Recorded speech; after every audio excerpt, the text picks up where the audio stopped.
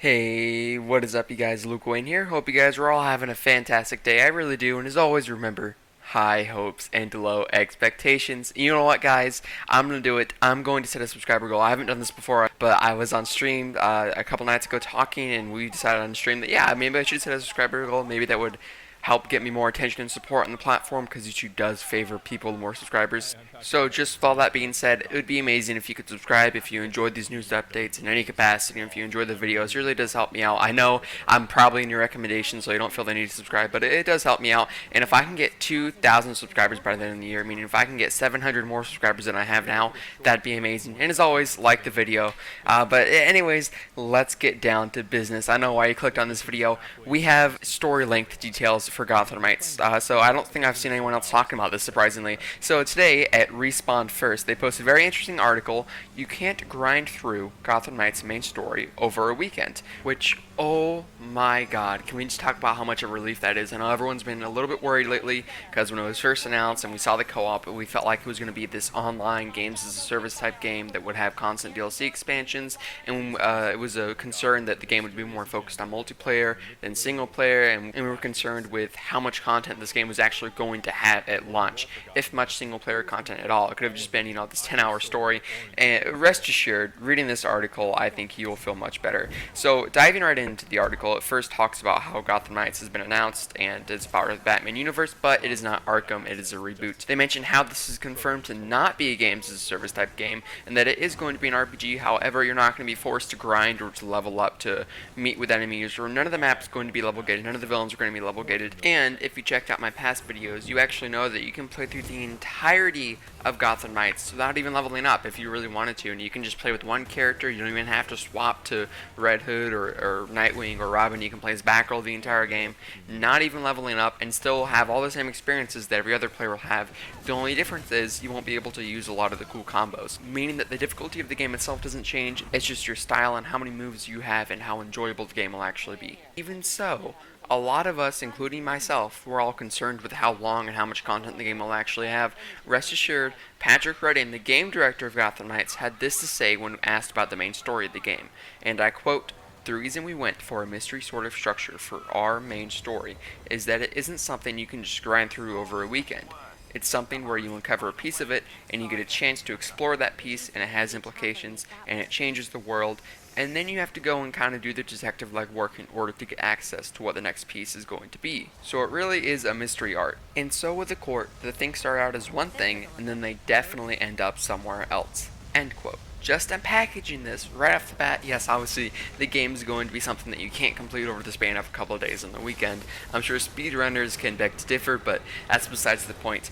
Already you can see the implications of the Belfry, and already we have interviews in the past when they're talking about what the Belfry's role in this game will be, and they're talking about the day and night cycle, and Patrick Redding has stated that daytime will be when you're in the Belfry going over the data of what you did the night before, and then you plot what you're going to do the next night. So the game is going to take place over multiple days. We don't know how long, it could be weeks, it could be months, but essentially the Bat family is just going to be solving the mystery one day at a time, going to the Belfry every morning, going over the evidence that they collected, and then deciding what their next move will be.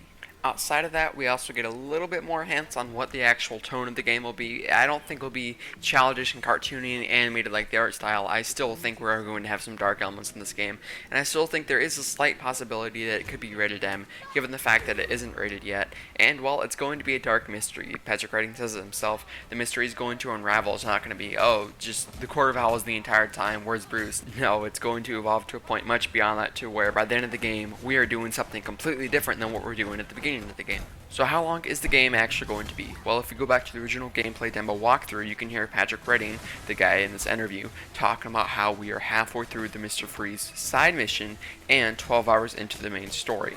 Now we can infer, if the Mr. Freeze side mission coincides with the main story, that the main story will be about 24 hours long, since we're about halfway through it, 12 hours.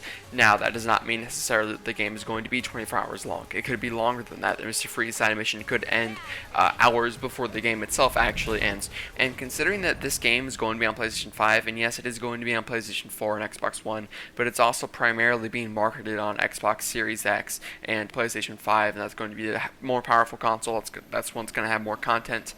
this would be a very long game because, obviously games when we move on to different consoles are getting longer and longer and longer. Back in the day you could beat Ultimate Spider-Man in 5-6 hours. Spider-Man PlayStation 4 takes, maybe 20 hours to beat now. And considering that a good portion of decent high-budget AAA games coming out in this console generation have been 20 to 25 hours on average, some even longer, I think it's safe to assume we could be looking at almost a 30-hour game, if not longer. But that is the best case scenario, and as always, remember my motto: high hopes and low expectations. Please never forget that, guys. I don't want to overhype you, but just given with the information that we have, this isn't going to be a 10-hour story. Obviously, Patrick Redding says, and of course the developer, he's supposed to be trying to sell the game. So you take his word with a grain of salt. I hate to say that, oh, don't trust him. I trust him. I definitely trust him. But he might be, exaggerating a couple parts. I'm sure if you actually play nonstop all day, all night, caffeine, you could probably beat it on the weekend. But the average person wouldn't be able to, is what I'm trying to say here. I think we could definitely be looking at a very long game. I don't think he's, just lying point blank. I don't think it's going to be this 10, 12-hour Call of Duty campaign that's just going to be unfulfilling, boring, and really going to be an online-focused mess. It's already been confirmed it's not going to be games as a service. They're obviously going full-on single-player focused. They've already said they don't really have any thoughts for DLC now. They've said the future's the future, but now is now. I genuinely believe that this will be a long campaign filled with an abundance of various content, and him directly saying that we can't get through this game over the weekend, whether that means physically the game's just too long, or it means that the campaign and the pacing of the game is in such a way to where we're encouraged to do other activities to maybe even artificially lengthen the campaign. I know it has a negative connotation to it, but either way, I think we still are going to be satisfied with the game, I mean, we all love the Arkham games, and of course the Arkham games have filler missions. I mean, come on, I love Arkham City as much as the next guy. It's my favorite game of all time, but come on, there are some unnecessary missions in that game, especially in Origins, and Knight is just the worst offender in terms of just filler content and unnecessary fluff to lengthen the story. It's terrible. Let me know what you guys think down in the comments below. Would you prefer a 40-hour game with tons of filler? Would you prefer a 15-hour game but every single story mission is necessary? What do you guys prefer? What do you like? And do you think this game's story will be good? Let me know your thoughts down in the comments below. And to close off this video with the final piece of the article, Patrick Redding had this to say about Jim Gordon being dead, and I quote, "I think what was important for us, especially because this is a new guard of heroes, they don't have a friendly GCPD. They have a GCPD that's post-Jim Gordon that's hostile to masked vigilantes running around." And that's all the news I have for today. If you watched this far in the video, you clearly enjoy my content, so please subscribe, like the video. It takes a second, and it really does help me out in the YouTube algorithm. Comment your thoughts, that also helps me out. What do you think about the GCPD being our enemies in this game? I actually personally don't mind it. I think it's a really nice, cool twist. But anyways, thank you for your attention. Thank you for watching. I hope you get to see you guys again in the next video. As always, stay awesome, y'all, and peace.